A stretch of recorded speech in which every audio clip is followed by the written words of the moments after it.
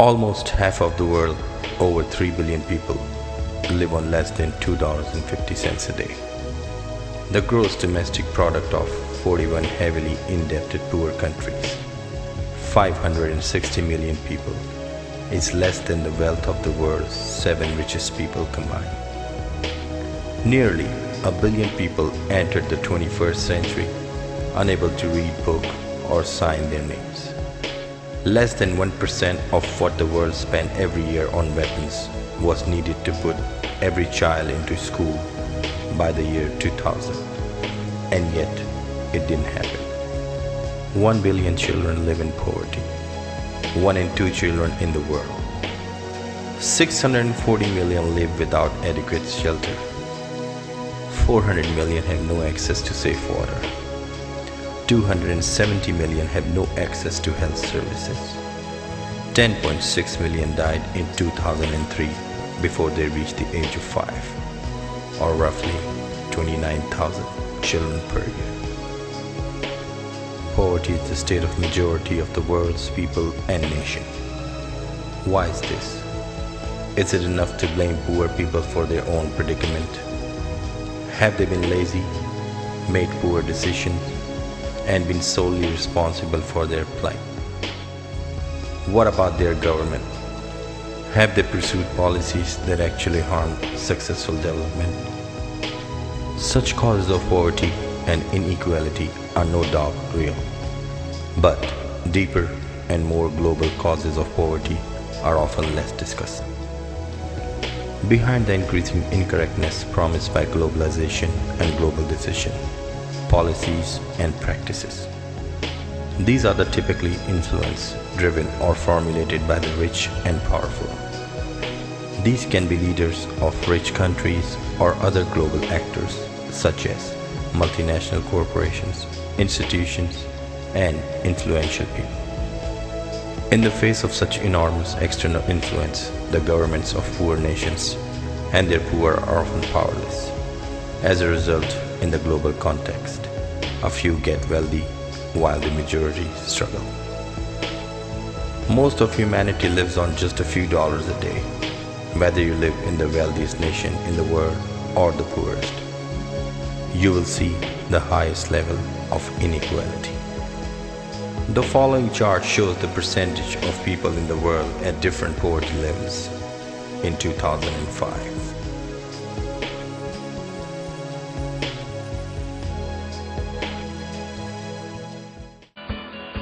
When I was asked to perform at these Make Poverty History concerts, I started doing a bit of research on world poverty and found out that it is actually quite in our grasp to do something about it. And I was really shocked to hear these figures, about things like how much we spend on ice cream and how many children that could feed, and how really easy it would be if we got together and our governments took some really gutsy action. And I thought, I didn't feel so overwhelmed. I thought this is actually something that we can do. It makes me feel like it's my responsibility as a part of the human race to try and help the other people that are not as lucky as I've been. No amount of action is too small. Every little bit helps, and everybody, no matter whether you think you're talented enough or have the brains, it's really easy to do something in your community or help spread the word. There's so many ways to get involved, and I think it's just a matter of using what you've got.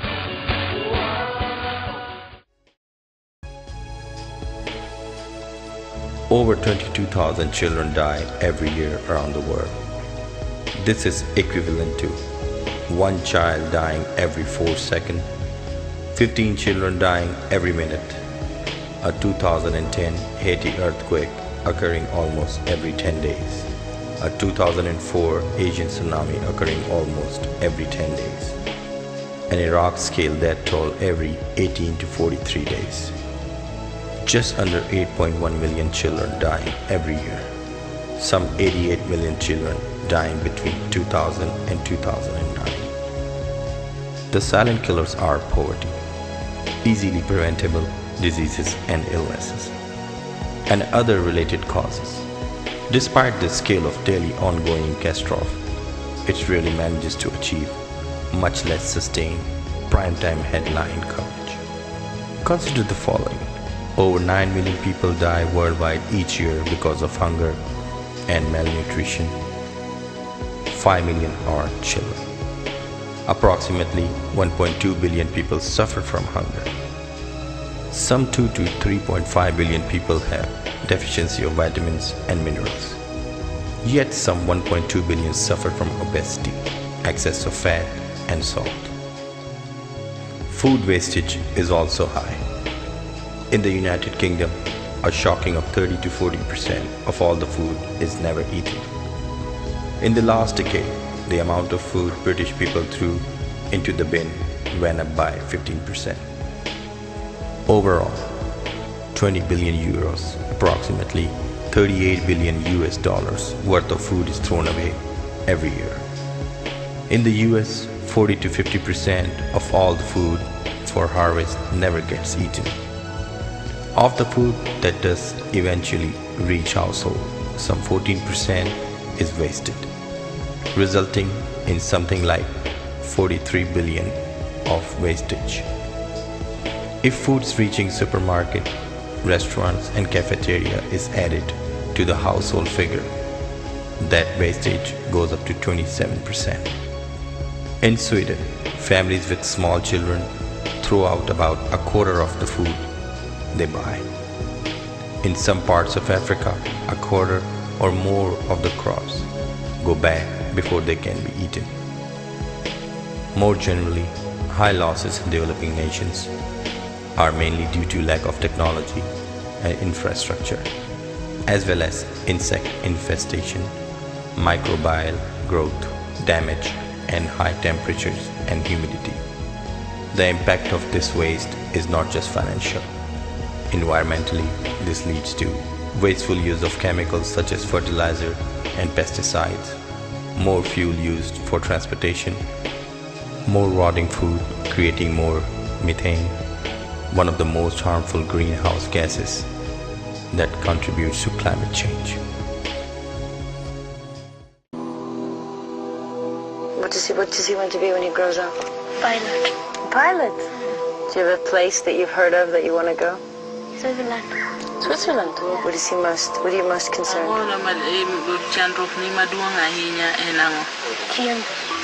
Food. Extreme poverty means not having enough food to feed your family. Walking long distances barefoot to collect safe water to drink. Hospitals overflowing with patients suffering from diseases that should be preventable.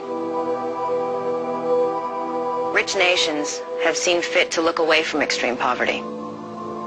But do you know that we can wipe it off our planet in just 20 years?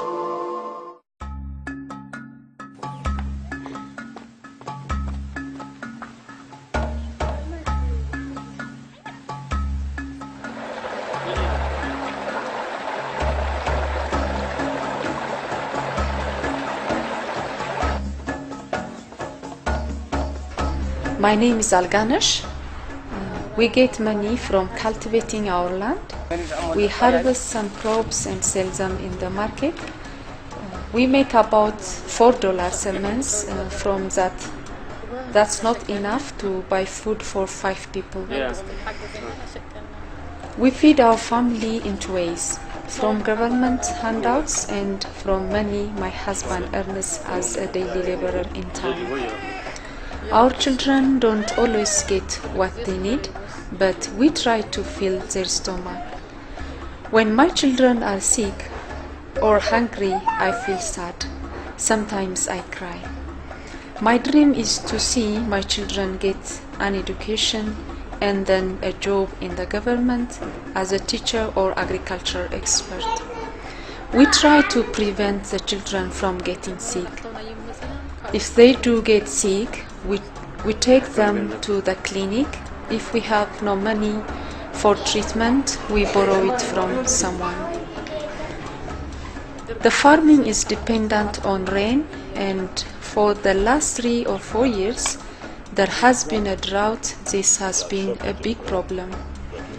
The government tried to introduce irrigation for vegetables, but because of a lack of money, we were not able to get access to the program.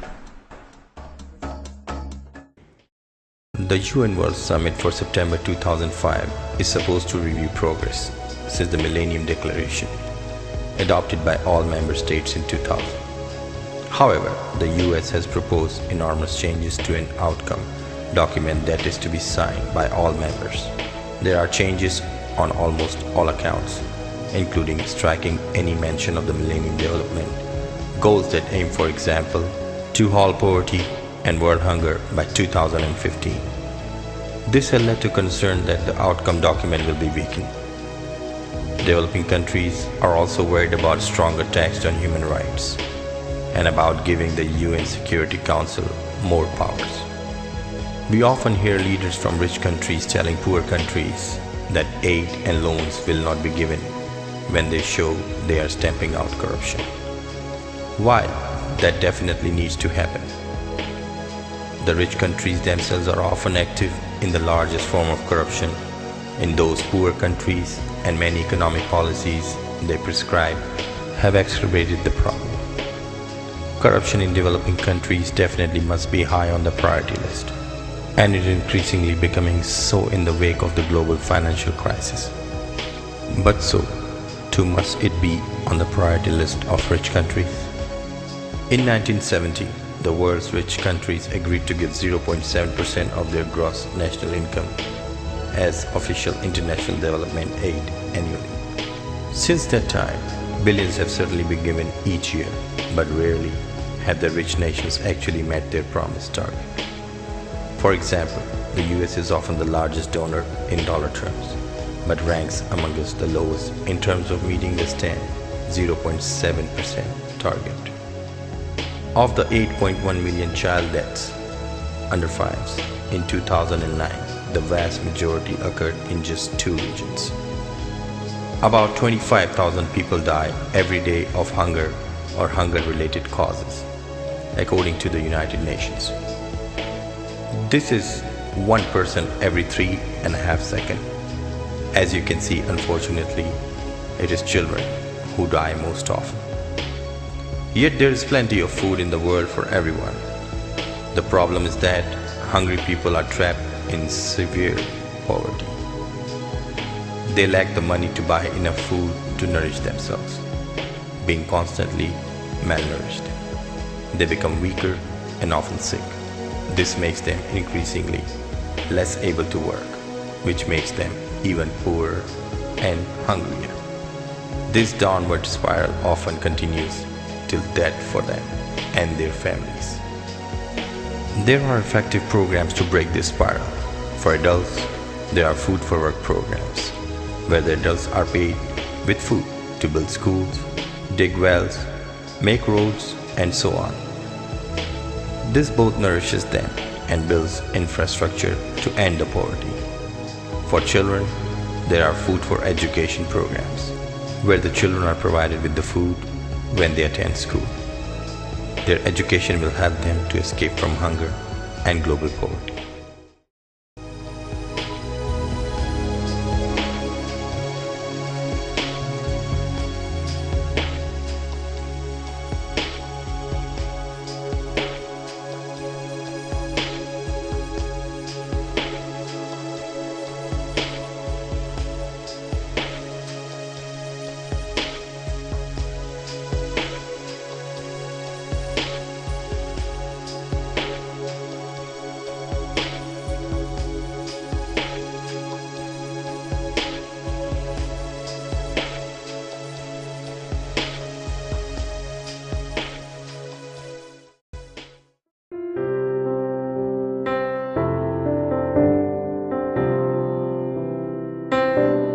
Did you know that over half the world population lives on less than $2 per day, or that 1 in 5 people do not have access to clean drinking water? The Aga Khan Foundation is a non-profit organization that strives to eliminate global poverty through long-term, self-sustainable programs in education, healthcare, and rural development, specifically in areas of extreme poverty in Asia and Africa. For example, in Bihar, old stoves that are used to generate smoke are equivalent to smoking 400 cigarettes every year.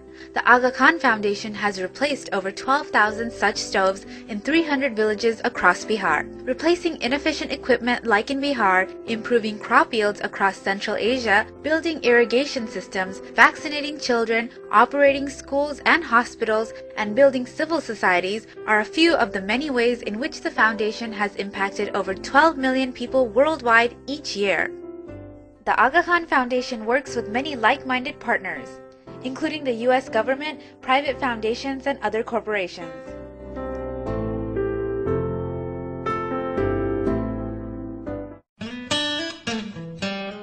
Partnerships in Action is an initiative of AKF USA that raises awareness for the work of AKF here in the U.S. Through its partnership walk, golf, and fair events in 14 cities across the United States, Partnerships in Action garners support from our communities to join the fight against global poverty. 100% of the funds raised go directly towards programs supported by the foundation.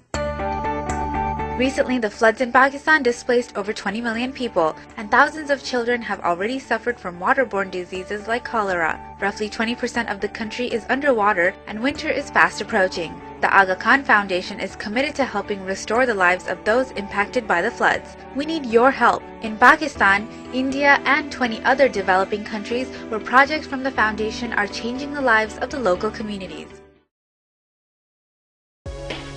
It was John F. Kennedy who once said, "If a free society cannot help the many who are poor, it cannot save the few who are rich." There are those who enter the world in such poverty that they are deprived of both the means and the motivation to improve their circumstances, unless they can be touched with the spark which ignites the spirit of the individual, enterprise, and determination. They will only sink into apathy, degradation, and despair. It is for us who are more fortunate to provide that spark. His Highness the Aga Khan. The rich must live more simply so that the poor may simply live. Mahatma Gandhi. The Prophet Muhammad, peace be upon him, once told his wife, "Do not turn away a poor man, even if all you can give is a half date. If you love the poor and bring them near you, God will bring you near him on the day of resurrection." Hello, my name is Bono, but you can relax. I'm not asking you for your money.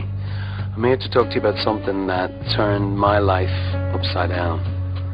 20 years ago, like the whole world was turned upside down by pictures from Ethiopia.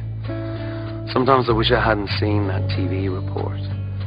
Bob Geldof started wrecking my head, calling me every day, till we did Band-Aid and then Live Aid. Then some comedians took up the battle. You laughed, you cried, and over the years you gave 289 million.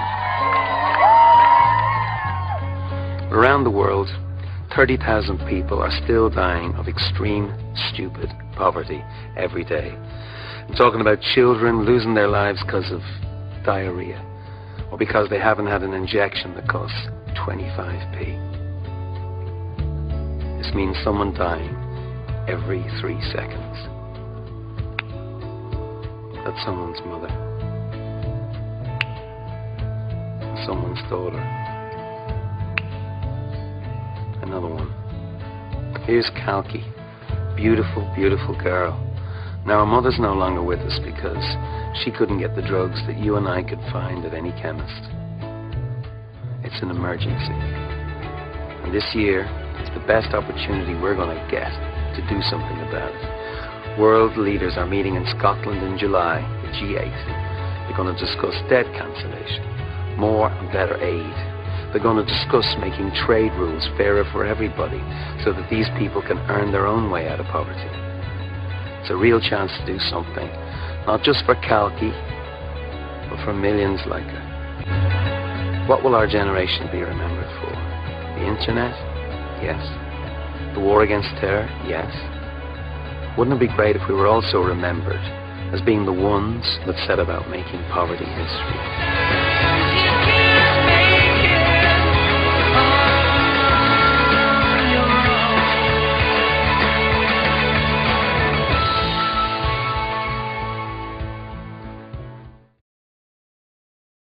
So let's join the hands to end the global poverty. This awareness is just an effort away.